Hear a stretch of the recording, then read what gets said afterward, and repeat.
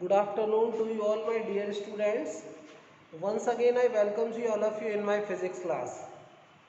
So students, today we are going to study the new concept, that is spherical surfaces.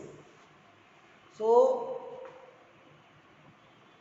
this topic is very important for lens maker formula.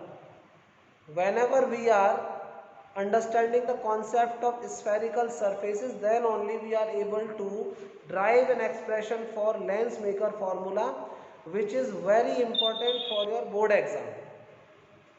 So before this, we have just completed our topic total internal reflection with their applications.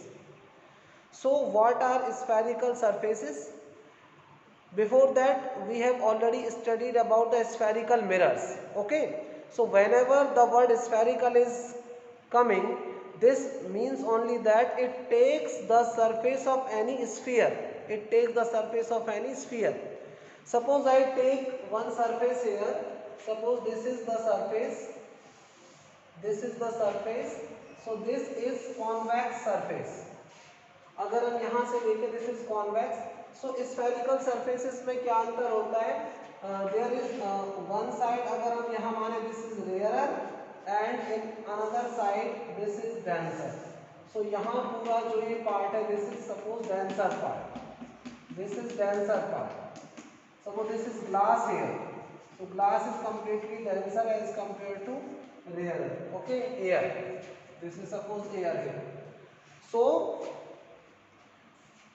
students, this is the surface और ये एक spherical surface की तरह से, यानी sphere का एक part है. ओके, दिस इज पोल, जैसे हमारा पहले था, in the same way. And suppose this is centre of curvature and half of this is focus. And here something we just putting our object. Okay, so this is about spherical surface. और यहाँ हम बात करें तो ये spherical surface हो जाएगा. This is convex spherical surface. अगर हमें कॉनकेव स्फेरिकल सरफेस बनाना है तो ऐसे हम बना देंगे. ये पूरा पार्ट हमारा यहाँ हो जाएगा. This is denser medium and this is here rarer medium. और इन दिस यहाँ C होगा, यहाँ F होगा, this is P, this is pole. So this is somehow, this is the concave, this is concave spherical surface and this is convex spherical surface. This is concave spherical surface and that is convex spherical surface. So in this way we are going to study the spherical surfaces. Now the important thing about the spherical surface, सबसे पहले हम यहाँ देखेंगे बेटा कि how we take the object and image. Object और image जो लेंगे वो हम यहाँ लेंगे point size. So here our first assumption is we have to take the object and image only as point object point image. ठीक है, point के फॉर्म में लेंगे, ऐसे नहीं लेंगे जैसे हमने पहले लिया था. नहीं, हम यहाँ पे जो ऑब्जेक्ट लेंगे वो जस्ट एक पॉइंट ऑब्जेक्ट, और इसका जो इमेज बनेगा वो भी कहीं ना कहीं प्रिंसिपल एक्सेस पे पॉइंट इमेज ही बनेगा. ठीक है, so this is point object, so हम पॉइंट इमेज कहीं लेंगे. Now in this in the spherical surfaces we have the two options for putting our object. हमें अपने ऑब्जेक्ट को रखने के दो ऑप्शन मिलते हैं. या तो हम अपने ऑब्जेक्ट को रेयरर मीडियम में रख सकते हैं या हम अपने ऑब्जेक्ट को डेंसर मीडियम में रख सकते हैं. Okay, so this is on us. तो हम दोनों ही कंडीशंस में पढ़ेंगे कि how the image is formed whenever we are putting our object in rarer medium. Okay, and how the image is formed when we are putting our object in denser medium. Okay, and we are doing for both the spherical surfaces. जैसे यहाँ हमारा concave और convex दोनों के लिए हम ये पढ़ेंगे. ओके, सो इसके लिए बहुत ही इंपॉर्टेंट हमारे सेम डेरिवेशंस कुछ हैं. सो एक जो हम एक्सप्रेशन फाइंड करेंगे that we have finding when the object is situated in rarer medium. Then again we are finding another expression when the object is situated in denser medium. Okay, so by those two expressions we are finding our lens maker formula. Okay, उन दोनों expression जो final result उनका आएगा उनकी help से हम lens maker formula को drive करेंगे। ओके, तो this is very big topic अगर हम देखें तो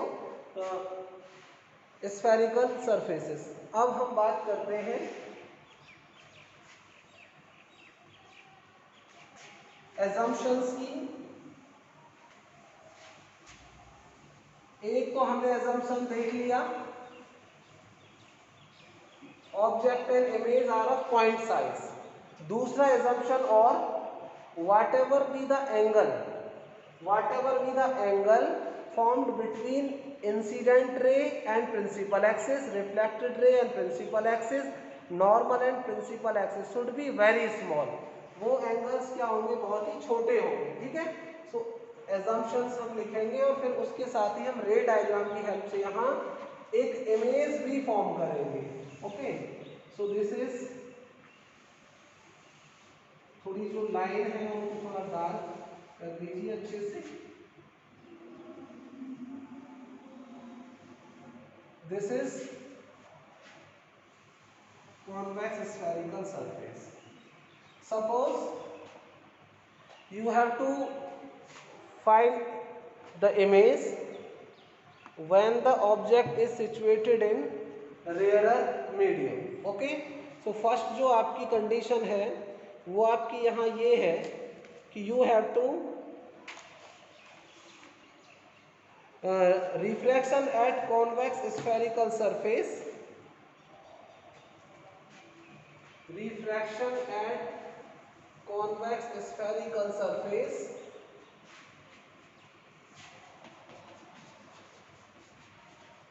refraction at convex spherical surface, इसमें दो कंडीशन है। सबसे पहली जो हम ले रहे हैं, when the object is situated in rarer medium and the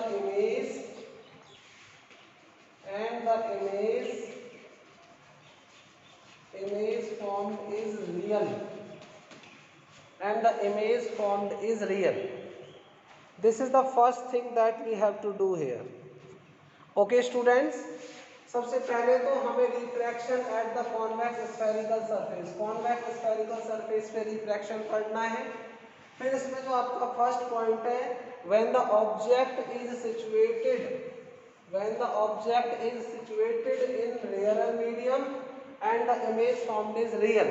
so how the image formed here real, okay, that you have to know. तो अब इसमें दो चीजें हैं, देखिए सबसे पहले हमने माना दिस इज रेयरर, ये बाहर है रेयरर, इसका रिफ्रैक्टिव इंडेक्स हमने मान लिया μ1 and this is here denser medium, so its refractive index is μ2।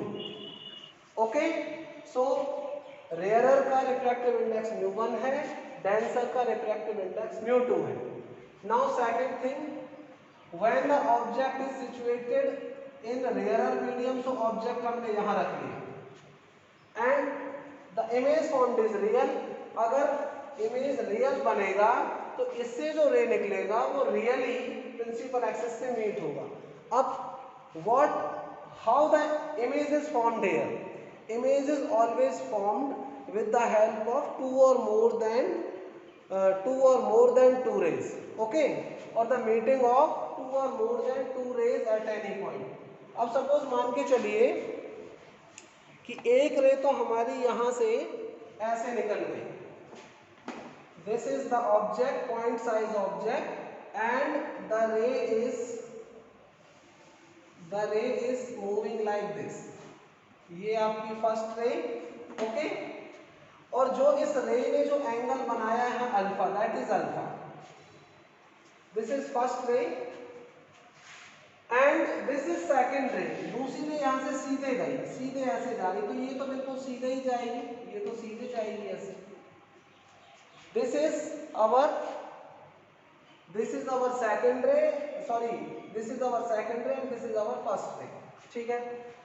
When it strike at this point, suppose this point is P, okay, P ना लेके हम इस पॉइंट को कुछ और ले लेते हैं, suppose this point is here A हमने ले लिया, ठीक है।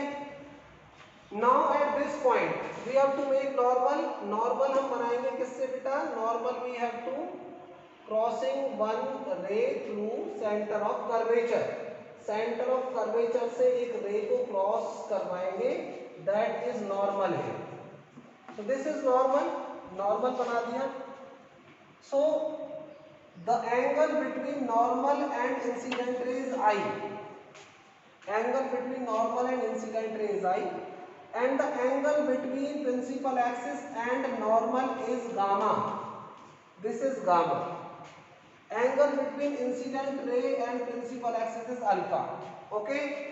Now when the ray is moving from rarer to denser medium, then it bend towards the normal, so ये यहाँ से क्या होगा, it bend towards the normal, so when it bend towards the normal what will happens, ये आपका ऐसे होते हुए और यहाँ मीट हो जाए, okay.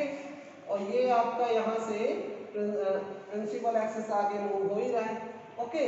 so this meet at this point, so at this point the image I is formed, ये यहाँ से रे आपकी bend towards the normal and this angle is here R, ये आपका एंगल ऑफ रिफ्रैक्शन हुआ, and the angle between refracted ray and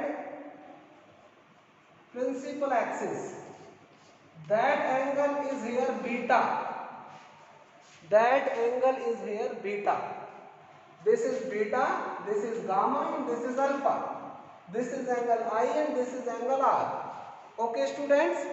So these are the conditions that we are taken here, बहुत ध्यान से सुनिएगा, okay। I am recording this lecture, hopefully I am upload it on YouTube। अब इसमें बेटा देखिए number first thing हमने जो इसमें assumptions माने, assumptions का मतलब है कुछ चीजें हम अपनी तरफ से स्टार्टिंग में मान लेते हैं।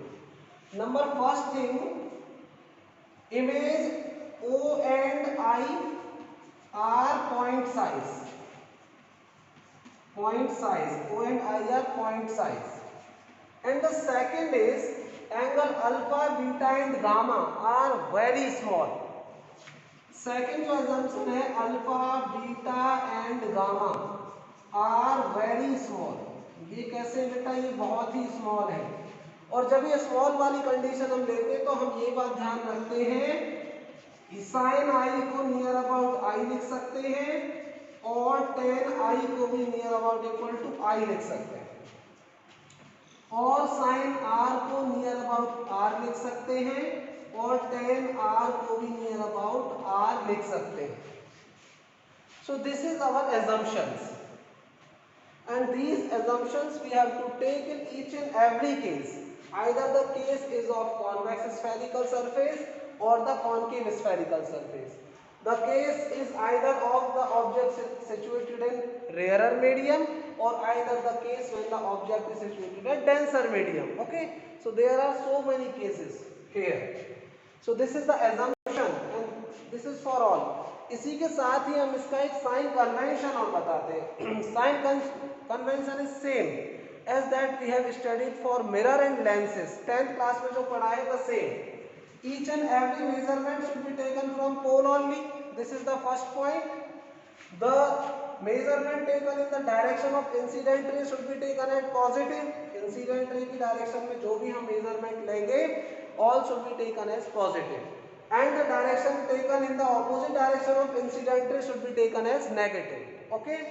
now after that above and down, अब देखिए इसमें पॉइंट साइज इमेज है तो आपको उस वाले साइन कन्वेंशन की जरूरत नहीं पड़ेगी, वैसे above हम पॉजिटिव लेते हैं और डाउन हम नेगेटिव लेते हैं, ठीक है। So this is the basic things that you have to know here, books में से आप पढ़ सकते हो अच्छे से। नाउ आफ्टर दैट अब इसको तो हम हटा देते हैं। Now we are going to our final result और अवर डेरिवेशन। एक डेरिवेशन आप समझ लोगे अच्छे से बेटा, सेम प्रोसेस आपको करनी है सभी में, केवल रे डायग्राम में आपको डिफरेंस मिलेगा, जैसे आपने मिरर फॉर्मूला का डेरिवेशन किया था, ठीक है। सेम है बिल्कुल कंप्लीट। एक डेरिवेशन आप देख लीजिए कौन कौन से स्टेप आपके कहाँ कहाँ आने हैं। So after that you easily do all those things. Okay, अब हम बात करते हैं बेटा, here the ray is moving from rare to denser medium. So here the refractive index of denser with respect to rare, refractive index of denser with respect to air. तो हम इसको ऐसे भी लिख सकते हैं बेटा, रिफ्रैक्टिव इंडेक्स ऑफ, ये हमने मान लिया सपोज ग्लास है, ग्लास और ये एयर, तो इसका मतलब क्या है, refractive index of glass upon refractive index of air. ये हमने पढ़ा है, ये हमने फॉर्मूले में पढ़ा था। ठीक है, जो यहाँ आएगा वो इधर आएगा और जो यहाँ आएगा वो इधर आ जाएगा। ठीक है, so this is equal to mu G upon mu A. अब अगर हम यहाँ मानते हैं this is mu two and this is mu one, so that we have write, how we write it, this we have write from Snell's law, from Snell's law, how we write it, mu 2 over mu 1, mu 2 over mu 1 is equal to, ये क्या हो जाएगा बेटा, sin i over sin r, sin i over sin r, ये हो जाएगा sin i over sin r। हम cross multiply करेंगे तो ये हो जाएगा बेटा mu 2 sin r is equal to mu 1 sin i, mu 2 sin r is equal to mu 1 sin i, और अगर हम sin r is equal to r कर दे, sin i is equal to i, तो ये हो जाएगा mu 2 into r is equal to mu 1 into i। This is equation number first, mu 2 r is equal to mu 1 into i, this is equation number first. जो अब हमें relation find करना है वो हमें यहीं से स्टार्ट करना है, फ्रॉम स्नेल्स लॉ हम स्टार्ट हो गए, और इसके बाद में आप देखिए स्नेल्स लॉ में भी किस तरीके से हमने लिखा mu two over mu one. अगर यही हमारा यहाँ से इधर चला जाता बेटा, कहाँ से, डेंसर टू रेयरर, तो उसके अकॉर्डिंग फिर हम यहाँ चेंज कर लेते। ठीक है, उसमें थोड़ा चेंज आ जाएगा, म्यू टू के साथ में आई आएगा, म्यू वन के साथ में आर आएगा, वो वहाँ चेंज हो जाएगा, that you all know. So mu 2 into r and mu 1 into i. ठीक है, now after that here we have to find the value of r and i। हमें r और i की वैल्यू फाइंड करनी है और इस इक्वेशन फर्स्ट में रखनी है। So how we are finding those values of r and i। अब देखिए उसके लिए हमें क्या करना है, first we have to do one thing. ये हमारा a है, ए से हम क्या करेंगे, यहाँ पे एक नॉर्मल बनाएंगे। कहाँ नॉर्मल बनाया, हमने एक नॉर्मल बनाया P, और P के पास में N, ये राइट एंगल ट्राइंगल बन गया। देखिए इधर भी कहीं भी हम राइट एंगल ट्राइंगल ले सकते हैं। अभी हमारे पास में एक कर्व था। ठीक है, so we just make one normal है, हमने नॉर्मल बना लिया। अब नॉर्मल, नाउ वी सी हमारे पास P और N जो पॉइंट, इसके बीच का डिस्टेंस बहुत ही कम है। हम यहाँ जो भी n की जगह हम p मान सकते हैं, यानी इस पॉइंट को हम एक जगह मर्ज कर सकते हैं। ठीक है, okay, so this we have neglected this small distance. Now अब हमें निकालना है r की वैल्यू और i की वैल्यू। ठीक है, पहले हम i की वैल्यू निकालते हैं। अब देखिए i और r की वैल्यू निकालने के लिए हमें कॉन्सेप्ट क्या लेना पड़ेगा, एक छोटा सा कॉन्सेप्ट मैं आपको बताता हूँ। Suppose we have one triangle, जैसे आपका ये ट्राइंगल है, this is A B C, this is angle 1, this is angle 2, this is angle 3, और इसमें अगर मैंने इस साइड को आगे बढ़ा दिया, so this is angle 4, this is exterior angle at side C, side C का एक्सटीरियर एंगल है, and we know the one rule, that is here exterior angle 4 is equal to the sum of interior opposite angle, that is angle 1 plus angle 2. So how many of you know this rule? How many of you know this rule? Are you know this rule? अगर किसी को नहीं भी clear है तो आप ध्यान रखिएगा, exterior, okay, exterior angle of any triangle is equal to the sum of its interior opposite angle, the sum of its interior opposite angle. Okay, yes, so this we are going to do here, this result we are going to use here. Now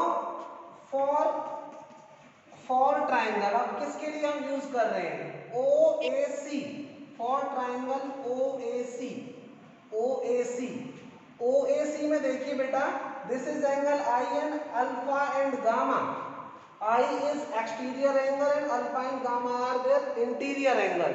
so हम यहां लिख सकते हैं for triangle O A C angle I is equal to, और we say that I is equal to alpha plus gamma, I is equal to alpha plus gamma, और here I is equal to, अब इसको हम लिख सकते हैं tan alpha plus tan gamma, tan alpha plus tan gamma.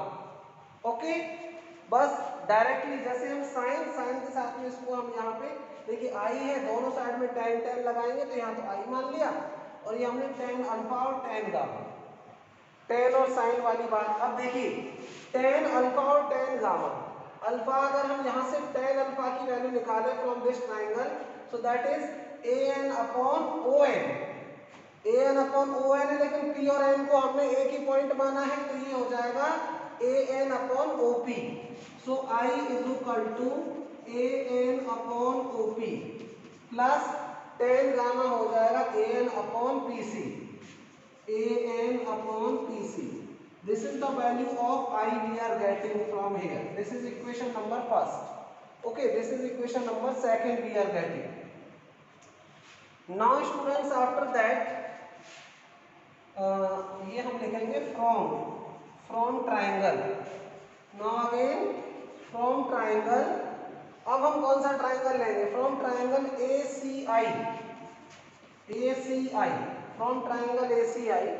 Now just see, gamma is here equal to R plus beta. Gamma is exterior and R and beta are interior. So here gamma is equal to R plus beta, or R is equal to gamma minus beta. Beta को इधर ले जाओ, ये हो जाएगा gamma minus beta. So again R is equal to tan gamma minus ten beta. ये हमें एक स्टेप यहाँ लेना है टेन की फॉर्म में। Now R is equal to ten gamma की वैल्यू कितनी होगी, that is A N upon P C, so A N upon P C minus ten beta की वैल्यू होगी A N upon P I, A N upon P I. So this we are getting here. Okay, दोनों values हमने ले ली। अच्छा, और यहां देखते हैं थोड़ा सा, OP is here U, this is the position of an object, and PC is here R, this is R, and PI is here V, PI यहाँ क्या है बेटा, V है। ये ध्यान रखिएगा, according to the sign conventions we have just writing all those values. So this is equation number third.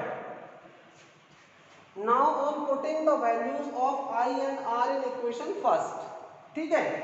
So on putting the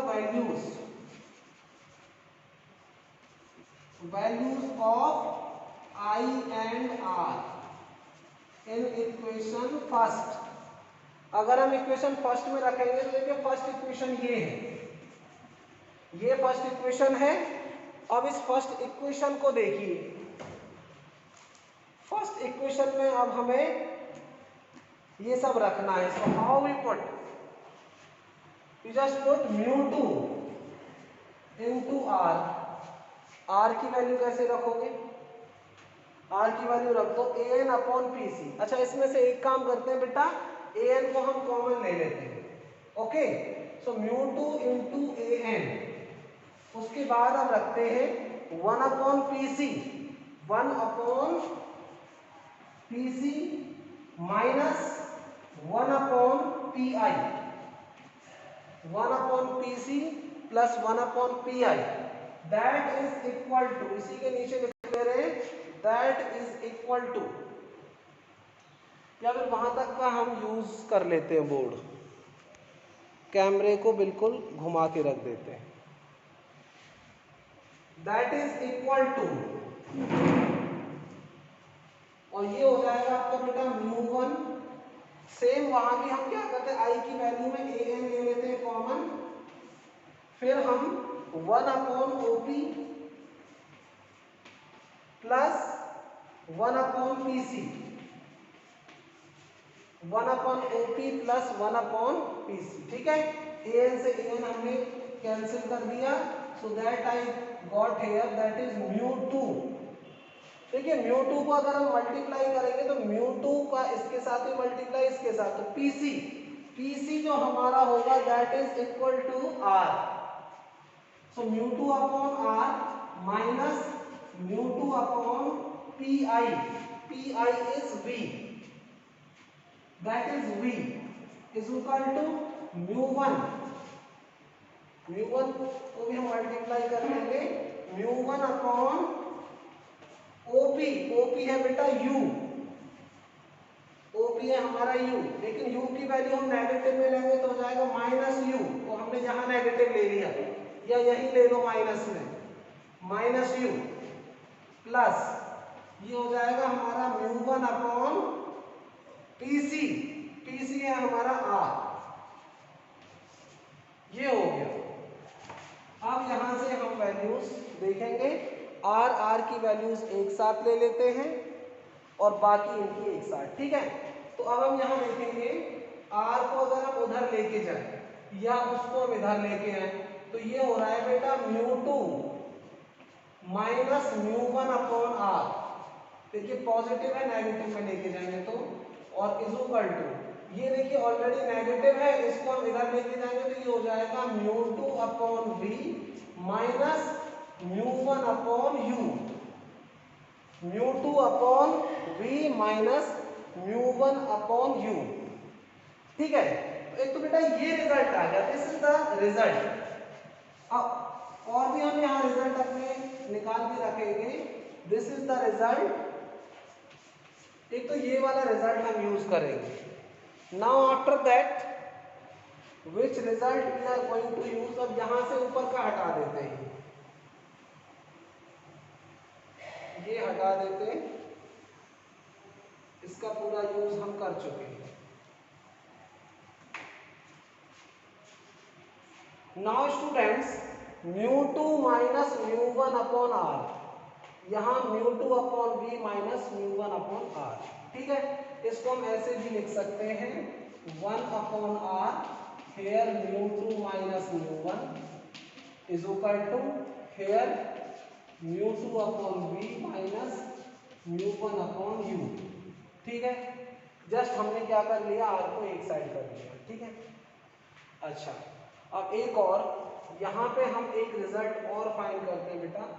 अगर हम यहाँ से μ2 की वैल्यू को फाइंड कर ले, एक फॉर्मूला और हम लिख लेते हैं, जैसे हमने लिखा था μ2 अपॉन μ1 इज इक्वल टू, इसको हम म्यू भी लिख लेते, इन दोनों के बीच का refractive index that is μ2 upon μ1 is equal to mu.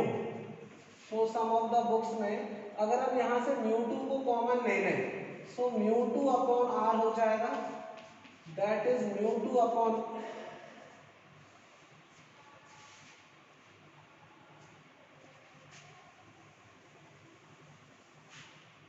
हमें यहाँ लेना है बेटा कॉमन। अगर हम यहाँ μ1 को कॉमन ले लें तो ये हो जाएगा μ1 अपॉन R, यहाँ हो जाएगा μ2 अपॉन μ1 माइनस 1, और यहाँ भी अगर हम μ1 को कॉमन ले लें तो यहाँ हो जाएगा μ2 अपॉन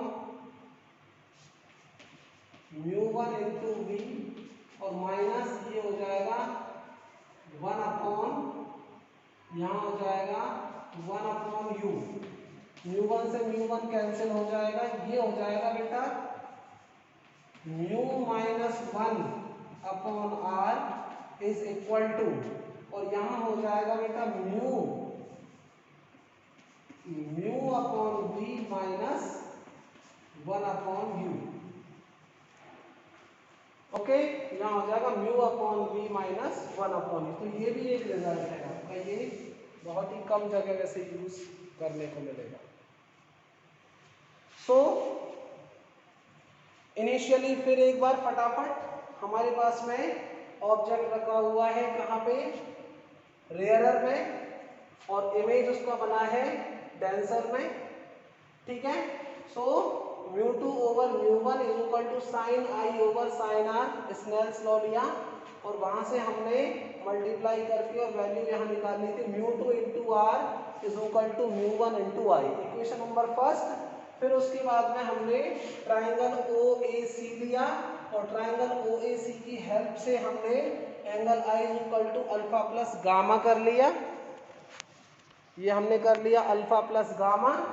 और फिर हमने tan alpha plus ten gamma, ten alpha और टेन गामा की वैल्यू यहाँ से रख ली और ये हमने ए एन अपॉन ओ पी, ए एन अपॉन पी सी रख लिया और फिर हमने यहाँ पे इक्वेशन सेकंड बना ली। फिर इतना सेम वे ए सी आई हमने एक ट्राइंगल लिया, इसमें gamma is equal to R plus beta ले लिया, सेम वे में फिर हमने R is equal to gamma minus beta, फिर हमने टेन गामा टेन बीटा कर लिया, फिर इसकी इक्वेशन हमने निकाल ली, ठीक है। After that we are just putting the value of I and R in our equation number 1, equation number 1 में फिर ये वैल्यू रख दी तो आपको फिर ये इक्वेशन वहाँ फाइंड आउट होके मिल गई, ठीक है। PC और PI with sign convention value रखी तो μ2 minus μ1 upon R is equal to μ2 upon V minus μ1 upon U। So ये इक्वेशन हम लेंस मेकर फॉर्मूला में यूज करेंगे, दिस इज द इक्वेशन। दूसरी एक और इक्वेशन आएगी बेटा, वो कब आएगी, when the object is situated in denser medium, अभी यहाँ लिखा हुआ ना when the object is situated in rarer medium। now अब हम denser medium में ऑब्जेक्ट को रखेंगे और उसके बाद में फिर ये बनाएंगे, ठीक है। अब बेटा आप लोगों को मैं इसका अगला केस, पूरा आपने देख लिया, पूरा लिख लिया, वीडियो भी आपको मिल जाएगा, ठीक है। इसका मैं अगला केस आपको बताता हूँ, when the object is situated in rarer only and the image formed is virtual, image जो बनेगा वो वर्चुअल बनेगा, ठीक है। अच्छा जब वर्चुअल इमेज बनेगा तो उस वाले केस में सेम रिजल्ट आएगा जो अभी इसमें निकाला है result, that same result you are getting, same process, केवल आपको ट्राइंगल देखना होगा कौन से हैं और उसके अकॉर्डिंग आपको साइन कन्वेंशन में वैल्यूज प्रॉपर लेनी होंगी, विद देयर साइन कन्वेंशन आपको वैल्यू पुट करके same result you are getting because the object is situated in rarer. लेकिन अब वो डायग्राम आपका बनेगा कैसे, how the diagram form, okay. So 5 minute में आपको वो डायग्राम अभी बना के हम बताते हैं, सो दैट इज योर होमवर्क। उसके बाद में फिर एक दो टॉपिक और मैं आपको होमवर्क में यही देने वाला हूं, okay. Refraction at convex spherical surface,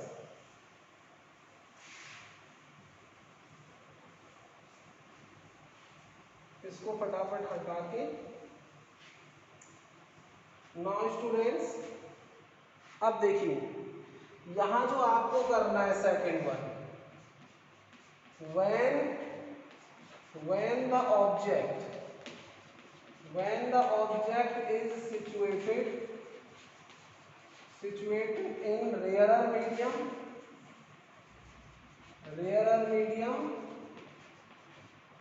and the image formed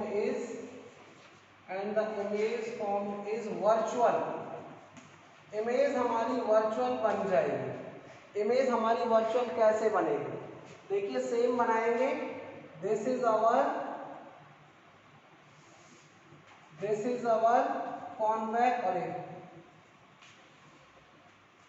mirror नहीं है बेटा, this is our convex spherical surface, ये हमने कॉन्वेक्स स्फेरिकल सरफेस बना लिया, ये ऐसे हमने convex spherical surface, this is our convex, ये हमारा कोण P है, ये आपका F है, ये C है। अच्छा अब इसी में अभी हमारा रियल इमेज बना था तब जब हमने ऑब्जेक्ट को थोड़ा दूर रखा था, इसी में अगर हम ऑब्जेक्ट को थोड़ा पास रख ले बेटा, suppose this is our object, तो ये हमारा ऑब्जेक्ट है, चलो इसको और सपोज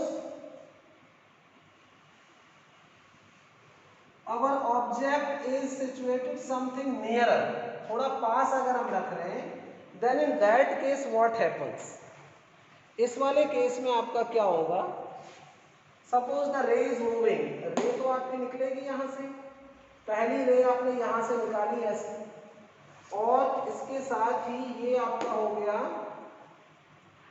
नॉर्मल। नॉर्मल तो आपका क्लियर यहीं से जाएगा, सेंटर ऑफ कर्वेचर से नॉर्मल। दिस इज एंगल आई, ठीक है, दिस इज अल्फा। अच्छा, अब ये रे क्या होगी बेटा, it band towards the normal. ये बैंड तो होगी टुवर्ड्स द नॉर्मल, लेकिन ये कंप्लीटली उतनी बैंड नहीं होगी कि जो रे आपकी आगे जाके प्रिंसिपल एक्सिस से मिल जाए। ये प्रिंसिपल एक्सिस से नहीं मिल पाएगी आगे जाके। ओके, ये प्रिंसिपल एक्सिस से नहीं मिलेगी। So what happens, it band towards the normal. ये बैंड तो होगी टुवर्ड्स द नॉर्मल, लेकिन ये थोड़ी सी ही बैंड होके रह जाएगी और ये ऐसे आगे निकल जाएगी आगे ऐसे। सो इन दैट केस जो वर्चुअली आपको ये इसको मिमिक करवाना पड़ेगा कहाँ, ये इसके सामने इधर। Okay, so this band towards the normal, this is what R, this is whole I and this is R, but ये आपकी